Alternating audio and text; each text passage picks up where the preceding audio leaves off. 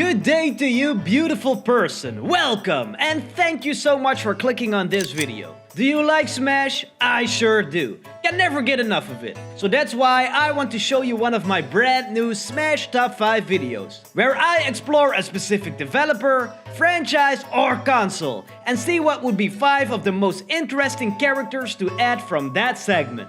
And today we are talking about the GameCube. I'm going through all the consoles to see if there are some cool characters that we can add to Smash. And today, it's all about the GC, baby. My second Nintendo home console. I was very fond of this one.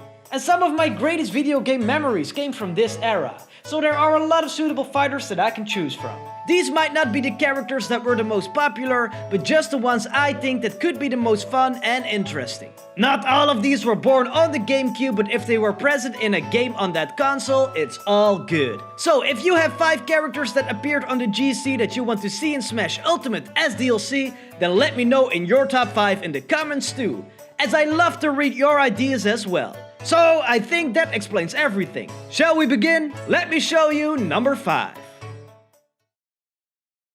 Now let's start with a character that actually was born on the GameCube, and one that isn't really that obscure, as you can often see people making a case for this guy to get included in Smash. For he was born on a Nintendo console, is very unique, and could be something amazing for Smash. I'm talking about Beautiful Joe, the guy who started in the game with the same name, which was developed by Capcom. It first started as a Nintendo exclusive, but was later ported to the PlayStation as well. With already 3 characters in the game, some stages, a lot of assist trophies and other good stuff, Capcom is surely one of the third-party companies that is Smash's best friend. They don't shy away from lending their IPs to Sakurai to put in this beautiful game. So believe me, they wouldn't mind adding one more. And with Joe, you have one of the perfect candidates. Beautiful Joe is a 2D side-scrolling beat-em-up, and one that is incredibly fun. You start off as a regular old Joe, but after your first boss enemy you will gain a very well-fitting red suit that not only looks awesome, but also gives you the ability to slow down time. Oh, and did I mention that you get a pink scarf? Because you get that too. You see? Just straight up beautiful. So you can use this time-slowing mechanic to anticipate enemy attacks, dodge them, and unleash flurries of kicks and punches on their face. I know that would be quite difficult to implement in Smash, but it could work very well as a counter, just like Shulk's, or maybe something for a final Smash. He can also throw boomerangs, which are called boomerangs, I know, very creative, and he can do shocking pink, which functions like a bomb. Beautiful Joe is beautiful, and I'm certain that he would make for a very fun character as DLC. So I hope he gets his chance one day.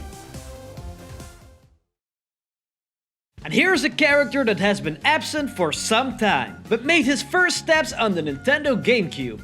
Billy Hatcher. This Eggy boy was the protagonist of the game Billy Hatcher and the Giant Egg. This was a fun little game developed by Sonic Team, where you have to fight by the usage of a lot of eggs. I mean, even Billy resembles a chicken somewhat. He himself couldn't do that much, but once he got his hands on an egg, oh boy, you better watch out.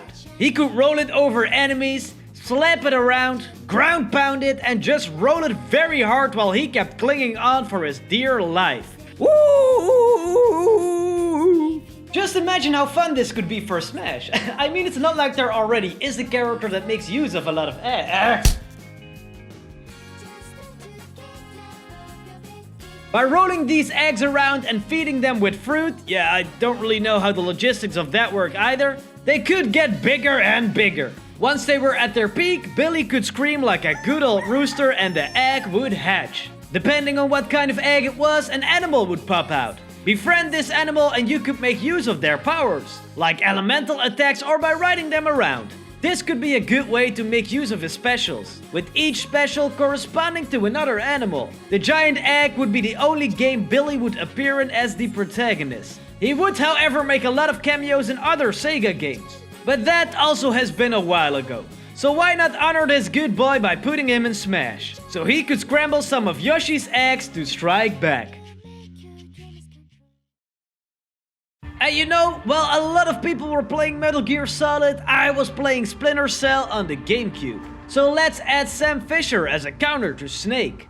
God, I love the Splinter Cell games. Sneaking around, killing people without them knowing what's coming. Sam Fisher is a total badass. He is a stealthy agent trained to kill in a very silent manner, so people never know he was there. Or at least that's what the game wants you to do.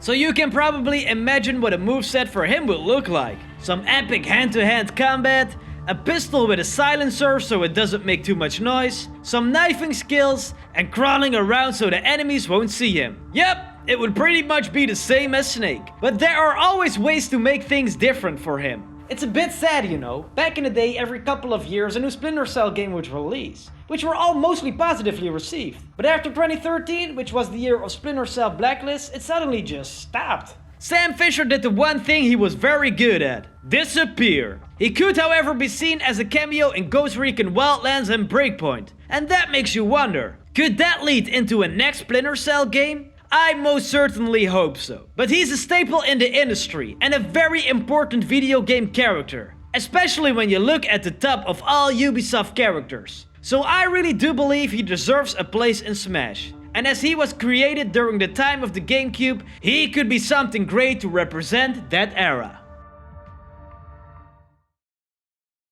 Are you playing Animal Crossing at the moment? When I look at Twitter, I guess you probably are. Everyone's playing. And let's be honest, it's a bloody amazing game. I also have been sucked in, eagerly getting up in the morning just to look what's in store for me on a new day in Prevo Bay. And as you might know, the very first Animal Crossing game appeared on the GameCube too. So why not throw a third rep in there, which would be a perfect way to promote some Animal Crossing to Smash fans and some Smash to Animal Crossing fans. And since we already have the protagonist and Isabelle, there is only one solid option left to add as the next fighter.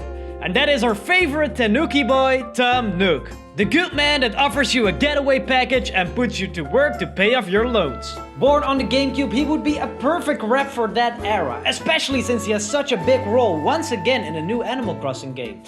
Although I have to say that I'm cheating a little bit when picking him. You see, Animal Crossing actually appeared in Japan on the Nintendo 64 first, where it was called Dobutsu no Mori. Only later this game would be ported to the GameCube in other regions as Animal Crossing. But you know, I don't care. For me it was on the GameCube first. So I'm just going to cheat with this one. I mean, who's going to stop me? The internet police?